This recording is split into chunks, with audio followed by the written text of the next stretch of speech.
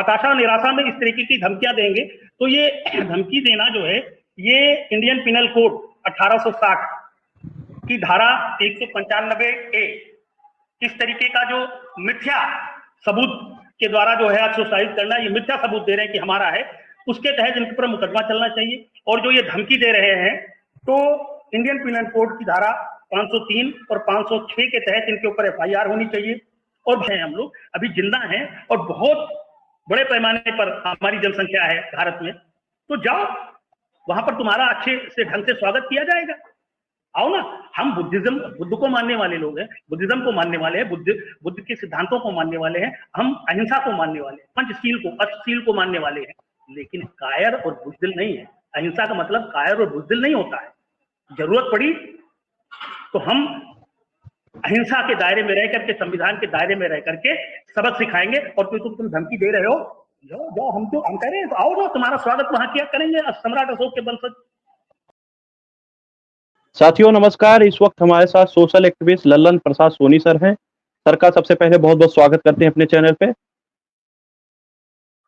आपका भी बहुत बहुत धन्यवाद। नमो बुद्धाय, जय जोहार, जय भीम, जय मूल निवासी, जय छात्र धर्म, जय संविधान, जय भारत। जी सर, अभी जो स्वामी आनंद महाराज जी हैं, उनका एक बयान काफी तेजी से वायरल हुआ था, जिसमें वो बौद्धों को जो बिहार में जो बौद्ध गया प्लेस पर जो आंदोलन कर रहे थे, अभी वो कह रहे हैं कि होली के बाद वो बौद्ध गया जाएंगे। और जैसे कि जो अम्बेडकरवादी लोग हैं उनको भीमटा बोल रहे हैं, और यहाँ तक ये भी कहते नजर आ रहे हैं अभी उनको गया छोड़िए, सारनाथ और जो बुद्धिस्ट प्लेस है सारनाथ जैसे सारे प्लेसों को उनको खाली करना पड़ेगा। क्या कहेंगे आप?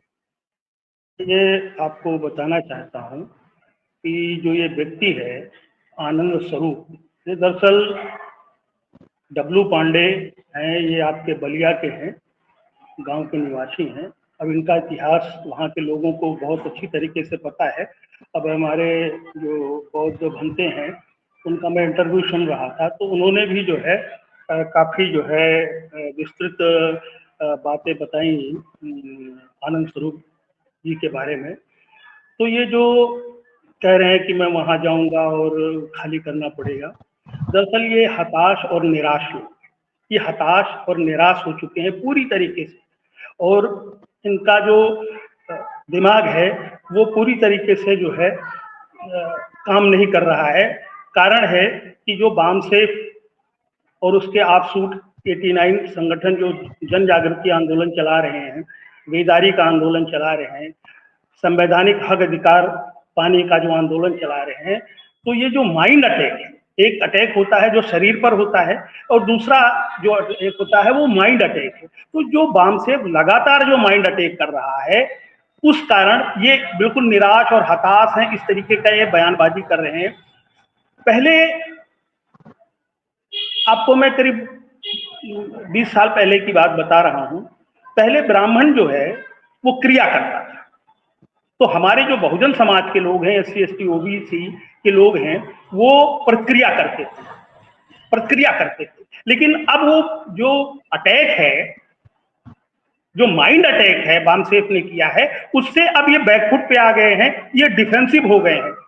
अब क्रिया बहुजन समाज कर रहा है और प्रक्रिया ये दे रहे हैं, प्रक्रिया ब्राह्मण समाज दे रहा है। बहुत बड़ा बदलाव आया, बहुत बड़ा चेंज आया। हमारे लोगों को भले ही समझ में ना आ रहा हो, लेकिन ब्राह्मणों को ये पूरी तरीके से समझ में आ गया है कि जो बामसेफ और उसके ऑफशूट संगठन 89 ऑफशूट संगठनों का जो बेदारी आंदोलन है, जो जागृति आंदोलन है, जो सच्चा इतिहास खोज करके जो बताया जा रहा है ना, तो इस वजह से ये लोग पूरी तरीके से बैकफुट हैं। तो अब बैकफुट पे आ गए हैं तो कुछ ना कुछ तो ये करेंगे ना।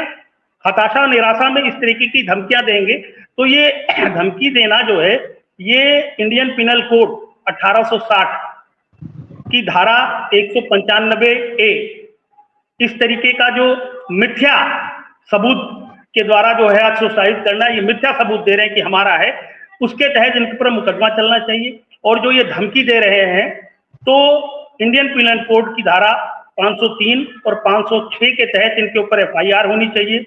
और भारत सरकार को स्वयं और उत्तर प्रदेश सरकार को और बिहार सरकार को स्वयं संज्ञान लेना चाहिए कि इस तरीके का जो धमकी दी जा रही है, कहीं ये गृह युद्ध की ओर तो नहीं ले जा रहा है, या गृह युद्ध नहीं कराना चाहते?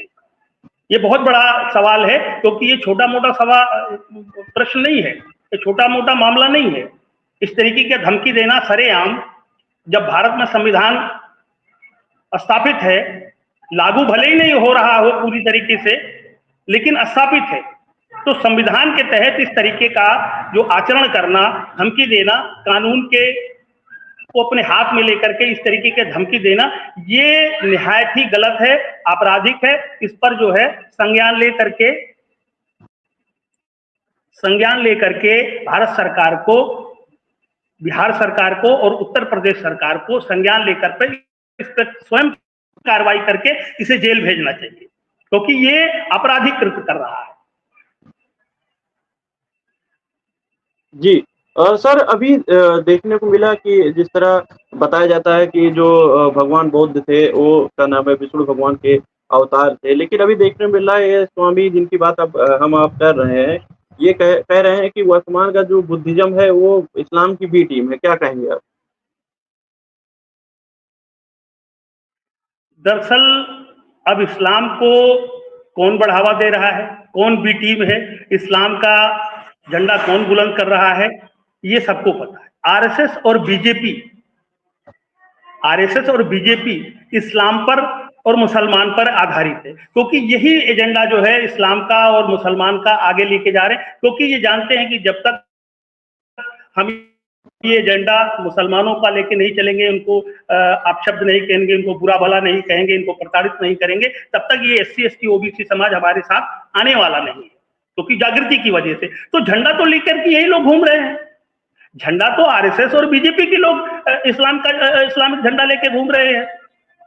और दूसरा, ऐतिहासिक अकबर को भविष्य पुराण में विष्णु का अवतार बताया और कहा और लिखा, ये दस्तावेजी प्रमाण में, हवा में बात नहीं कर रहा हूं, और लिखा कि ये पूर्व जन्म का ब्राह्मण था, मुकुंद ब्राह्मण था, शंकराचार्य गोत्र का था, दीन इलाही धर्म बनाने वाले ब्राह्मण, अल्लाह उपनिषद लिखने वाले ब्राह्मण, है ना। और उनके दरबार में बीरबल, तानसेन, ये दोनों ब्राह्मण थे। औरंगजेब के दरबार में जो आपके प्रसिद्ध इतिहासकार है राम पुनिया जी, उन्होंने कहा कि 34% हिंदू उनके दरबार में नौकरी करते थे, संतरी अंतरी मंत्री जो भी उस समय का रहा हो शासन व्यवस्था, उसमें थे। तो 34% हिंदू कौन थे? कोई शूद्र तो था नहीं, तो शूद्रों को तो अधिकार वंचित कर रखा था, शूद्रों को तो मनुस्मृति ने अधिकार वंचित कर रखा था, तमाम इनके जो ब्राह्मणों के धर्म ग्रंथ हैं उसमें उनको अधिकार वंचित कर रखा था। तो वो कौन हिंदू है जो उनके में थे? तो 34% तो ब्राह्मण ही थे वहां पर। तो तुम इस्लाम से रिश्ता तुम बनाओ, इस्लाम का झंडा तुम बुलंद करो, और हम बौद्धिस्टों को कह रहे हो कि जो है ये इस्लाम की बी टीम है।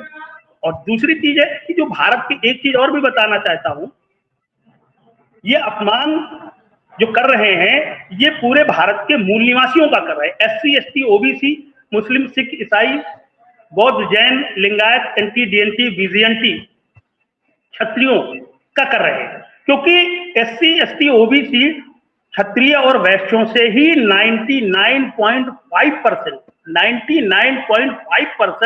धर्म परिवर्तित हुए, जिन्होंने इस्लाम को स्वीकार किया, ईसाई बने, अलग से अलग एक धर्म बनाया, सिख धर्म अलग बनाया, लिंगायत धर्म अलग बनाया, तमाम पंथ बनाए। क्यों? क्योंकि ब्राह्मणवाद से सभी त्रसित थे, और जो भारत का 99.5% जो मुस्लिम है वो SC ST OBC से धर्म परिवर्तित है, हमारे DNA का भाई। तो वो सभी मूल निवासियों पर जो है प्रहार करते, वो दिखाते सिर्फ यह है कि हम मुसलमानों के खिलाफ है, दरअसल वो मुसलमानों के खिलाफ नहीं है, वो भारत के SC ST OBC को अधिकार वंचित करना चाहते हैं। भारत ने जो संविधान में समता, स्वतंत्रता, बंधुता और न्याय पर आधारित राष्ट्र और समाज का निर्माण किया बाबा साहब ने, जो बुद्ध ने किया, तथागत बुद्ध ने किया, ये बुद्ध धम्म कोई मात्र एक रिलीजन नहीं है, ये धम्म है। तो जो धम्म की व्यवस्था पूरी एशिया में हुआ, सम्राट अशोक के समय पूरा एशिया बुद्धमय था, है ना। तो ये आखिर ये कहना क्या चाहते हैं? ये बार बार जो मुसलमानों का नाम ले रहे हैं वो SC ST OBC को जो है बहला रहे हैं, फुसला रहे हैं, डाइवर्ट कर रहे हैं। उसके पीछे कारण है कि ये हम लोगों को अधिकार वंचित पहले भी किया, मनुस्मृति समय जब लागू था, और जब संविधान लागू हो गया तो अभी अधिकार वंचित किया। आज की डेट में 81% कार्यपालिका पर IAS IPS जो है वो कौन है? ब्राह्मण है। 97% न्यायपालिका पर ब्राह्मण है। 80% विधायिका पर ब्राह्मण है, और न्याय जो मीडिया है उस पर 99.5% ब्राह्मण है। सभी जो सरकारी संस्थान है उस पर ब्राह्मण है। University, college, IIT, medical college, सब पर ब्राह्मण है। निजी संस्थानों में भी सभी पर ब्राह्मण कब्जा है। सब कुछ कब्जा कर लिया, और उसके बाद भी तुम हिंदू मुसलमान। दरअसल ये हिंदू मुसलमान का मुद्दा इनको सूट करता है। ये हिंदू मुसलमान का मुद्दा इनको सूट करता है, क्योंकि जब ये इसीलिए जो है ये बढ़ावा देते। अभी जैसे संभल की बात बताऊं, संभल में जो वो कौन था, वो चौधरी जो CO थे, वो पुलिस में है जो अधिकारी हैं, उनका बयान आया। आप सभी लोगों को उसको योगी जी ने समर्थन दिया। तो ये मुद्दा उनको सूट करता है, जबकि पुलिस का रूल्स के हिसाब से, पुलिस सर्विस रूल के हिसाब से ये बयान आपराधिक बयान है, वो नहीं दे सकते हैं, लेकिन दिया क्योंकि योगी जी को 2027 की तैयारी करनी है। बाकी मुद्दे इनके पास तो कुछ है नहीं। किसान इनसे नाराज है, महिलाएं इनसे नाराज हैं, बेरोजगार इनसे नाराज है, नौकरी है नहीं, 69,000 जो भर्तियां हैं उसको खत्म कर दिया, तो ये सब इनसे नाराज हैं। तो मुद्दा तो इनके पास कुछ बचा नहीं है। तो इसलिए ये जो है इनको हिंदू मुसलमान सूट करता है, इसलिए ये जो है ये हिंदू मुसलमान का मुद्दा उठाते हैं। ये कह रहे हैं गया के बाद अब सारनाथ और श्रावस्ती जैसे बहुत जगह जो बुद्धिस्ट प्लेस है वो बाकी है। मतलब ये तो इनका नारा ही चेंज हो गया। तो कहते थे अयोध्या तो झांकी है, काशी मथुरा बाकी है। अब तो ये सारनाथ और कुशीनगर जैसे प्लेसों की बात कर रहे हैं, बुद्धिस्ट प्लेसों की बात ये महाराज जी कर रहे हैं। दरअसल ये बात जो कर रहे हैं उसके पीछे बहुत बड़ा कारण है। कारण क्या है कि सत्ता पर, अभी मैंने आपको पूरा डिटेल बताया, सत्ता पर पूरा नियंत्रण ये बाबा साहब ने एक बार कहा था 1956, 20 जून 1956 को कोलंबिया यूनिवर्सिटी के दीक्षांत समारोह में कहा था कि ब्राह्मणवाद और लोकतंत्र एक साथ नहीं चल सकता। ब्राह्मणवाद और लोकतंत्र एक साथ नहीं चल सकता है।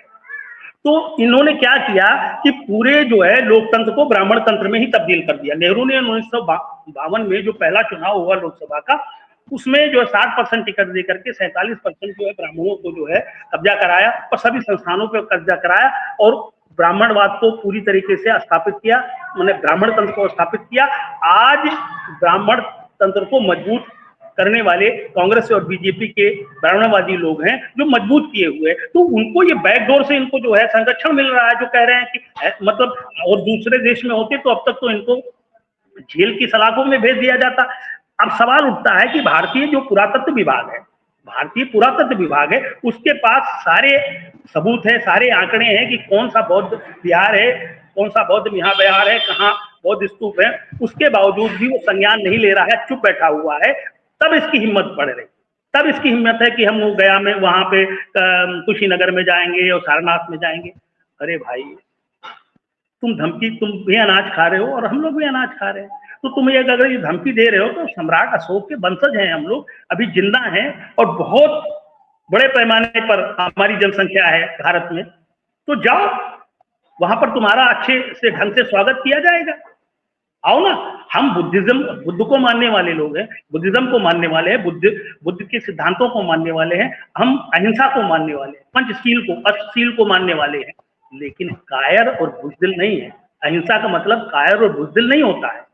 जरूरत पड़ी तो हम अहिंसा के दायरे में रह करके, संविधान के दायरे में रह करके सबक सिखाएंगे। और तुम धमकी दे रहे हो, जाओ हम कह रहे हैं तो आओ ना, तुम्हारा स्वागत वहां किया करेंगे सम्राट अशोक के वंशज। जी। तो साथियों, हमारे साथ ललन प्रसाद सोनी जी थे।